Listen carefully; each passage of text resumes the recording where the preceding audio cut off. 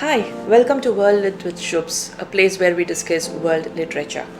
In 2020, I read a lot of Gothic works. During Halloween 2019, I was looking for books with an atmospheric feel to read during the winter. After that pandemic happened and I didn't go to the bookstores to buy any books, what I did was whatever listicles I read, whatever books were interesting, I just added to my library app. In 2020, whenever the book was available in the library app kept pushing me to read it. That's how I read a lot of Gothic writing. One of the advantages of reading listicles is you discover new writers. I discovered Helen Oyeyemi. Helen Oyeyemi is a Nigerian-born British writer who lives in Prague. I read two works of hers. One is a full-length novel called White is for Witching, and the other one was What is Not Yours is Not Yours. It's a short story collection. Let's look at White is for Witching first. White is for Witching is a literary horror novel that combines the tropes such as haunted house, vampires, ghosts, etc. The Silver family is cursed. The house is xenophobic. The third person perspectives is Miranda's perspective. Miranda is the protagonist. The other three perspectives are Orr, Miranda's friend, Elliot, Miranda's twin brother, and the house itself. The novel begins with several cryptic questions around where is Miranda Silver. Orr answers that she is in the ground below the house. Elliot says that she's been missing for 6 months. And the house says that she's inside the house, safe but homesick. Miri and Elliot are twins, and their mom, a photojournalist, is killed in Haiti. Their dad, Luke, a chef, returns to the ancestral home along with the kids and turns the house into a bed and breakfast. The house is a cavernous one with lots of hidden passages and doors that open and close at will. When they move back, the house mourns the death of Lily. That is when Miri also develops her eating disorder called pieka, where she eats non-edible objects such as plastic cutlery, rock, wood, chalk, etc. And she starves herself and falls into a depression. We are led to think that the house is the cause for all these changes in Miranda. Miri feels isolated at school, that she goes to Cambridge to study, but she comes back with her friend Orr to the house.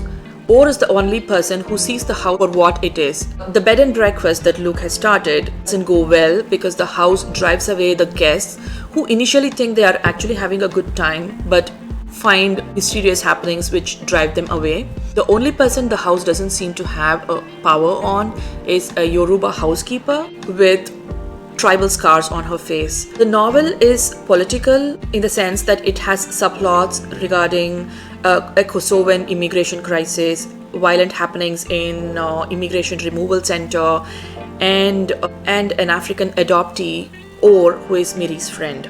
The house is compared to Britain, not welcoming of its foreign population. Through this novel, Oyeyemi ascertains that certain crimes like slavery, genocide, and institutionalized racism, as it is in this case, are some of the things that realistic fiction is inadequate to handle, to describe. This book is boldly original and a terrifying read. It won Somerset Maugham Award in 2010. Okay, on to the second book of Helen Oyeyemi, What is Yours is Not Yours.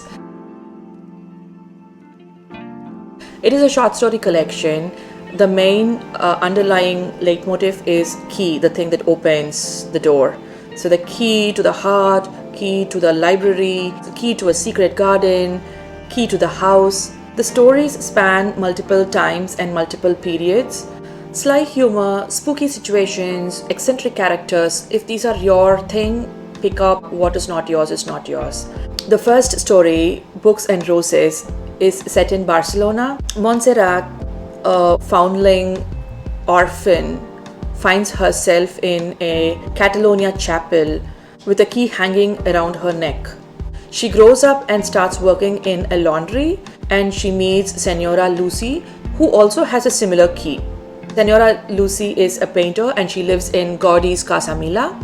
Montserrat eventually discovers that she and Senora Lucy are connected when she finds that the key that she wears opens a lock. I really found it amusing that the first story of the book was on Books and Roses, like a hat tip to San Jordi festival in Barcelona. Though it employs all the devices that it employed even in White is for Witching, I would call this a light read, a playful read, if Gothic writing can be called playful. In the story, Is Your Blood as Red as This? Oyeyemi follows the lives of the students in a bizarre puppetry school. One character is a ghost, and another one, Rowan, is a wooden devil. In Sorry Doesn't Sweeten Her Tea, Oyeyemi deals with two sisters, Day and Aisha, who are raised by their father and his boyfriend. The story is about the sister's favorite singer who has been accused of savagely beating up a woman. What I also found interesting was that a character from one story will easily slip into another story. So you can call this a collection of short stories with interconnecting characters. What is Not Yours is Not Yours is a collection of short stories that are spellbinding, dreamy, and nothing like any other literature that I've read. Oyeyemi's talent is as unique as it is brilliant. And it seems like she is incapable of writing anything that is not original. Okay, I'm repeating myself here, I think. So, she's amazing. If you are into spooky, playful, original reads, Helen Oyeyemi is your person. You just have to pick her book. NPR called the book flawless. Highly recommended. The third book that we are going to look at is Quieres, Amor by Manuel Rivas. He is a Galician poet and journalist. This book won several awards like Torrente Ballester Award and National Narrative Award in 1995 and 1996 respectively, I think. The original was written in Galician. I read the Spanish translation. Que me quieres amor loosely translates into What do you want from me, love, in English.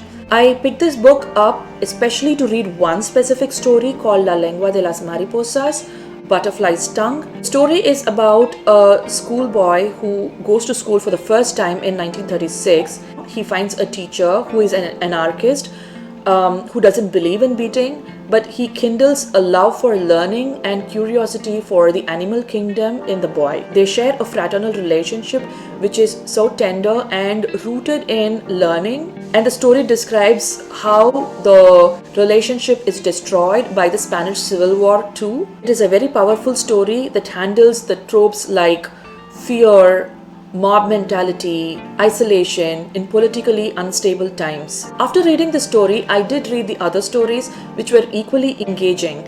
And the short story collection is a collection of 16 stories that deal with different forms of love, from platonic love to a situation where there is no love.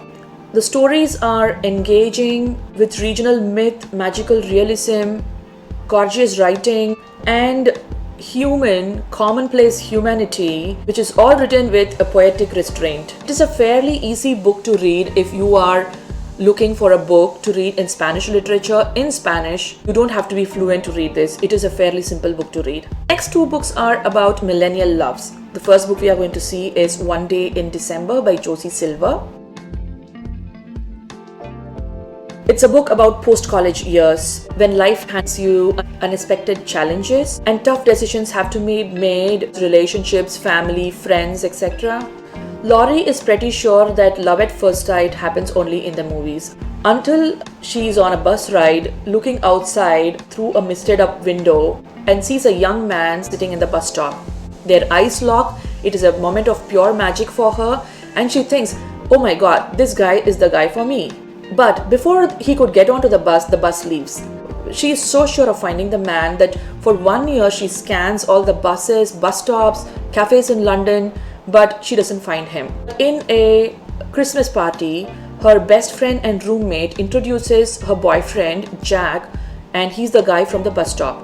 What ensues is a story about friendship, heartbreak, life, missed opportunities, roads taken and not taken, and destiny, and at the end, triumph of love. By the time the book ends, the three characters have gone through so much that you just want Laurie and Jack to end up together. In that way, it was a very satisfying read. Josie Silver's writing flows easily. The story is written in two perspectives, Jack's and Laurie's. The characters are deep and believable and you can relate to them easily. If you like the movie Love Actually, this is a good book for you to pick up. You will love this. The next book is Sally Rooney's Normal People. The book is written in two perspectives, Connell and Marianne's. They are the lead characters. They are high school students in a small town in Ireland. Lower middle class Connell lives in a place far across town, is raised by an unwed mother who had him in her teens, and she works as a cleaning woman for Marianne's family. Marianne and Connell fall into an intense, complicated relationship based on secrecy, miscommunication, and anxiety about their place in the social hierarchy. Rooney's novel tracks them closely for 4 years from 2011 to 2015. In high school, Connell worries about eroding his status if his association with the unpopular Marianne becomes known. At Trinity College, Dublin, both Marianne and Connell are considered hicks, but her social status rises, while he maintains the status of rich adjacent because of his association with her. The book is definitely polarizing in the sense that you either relate to the characters and therefore love the book, or you cannot relate to the characters and so you don't like the book. The author's writing is gender blind when it comes to talking about the insecurities of both the characters. Both the characters have deep insecurities. On top of that, physical illness of Marianne, endometriosis, and mental illness in the case of Connell, who suffers from depression because of his friend's suicide. The situation of Connell is trickier because when he was in high school, though he was a popular kid, he still felt alienated. After moving to college, he still feels alienated because he doesn't feel that he belongs in the college atmosphere. He is constantly bogged down by his lower status in the society, that he is not able to relate to anybody, whether in the college or back home, because back home he thinks that his friends have either moved on or they are still stuck in the mental space of high school. Even though the lead characters look at their emotions with a flippant disdain, they are honestly, diligently documenting their inner thoughts and inner lives like a surgeon with their scalpel who would cut precisely. I read the book from the local library, but I liked the book so much that I went and bought a physical copy. I have stopped buying physical copies these days, what with all the moving and the heartbreak of dropping the books or ditching them or giving them away. I wanted to have a physical reminder of the book that was so good, which is one of my favorite books of this year, along with On Earth We Are Briefly Gorgeous and a few other books that I will be talking in the subsequent videos. That was a roundup of the 5 books that I wanted to share with you from my 2020 book list. I will see you again next week with 5 more books, and till then, take care, stay safe, bye bye.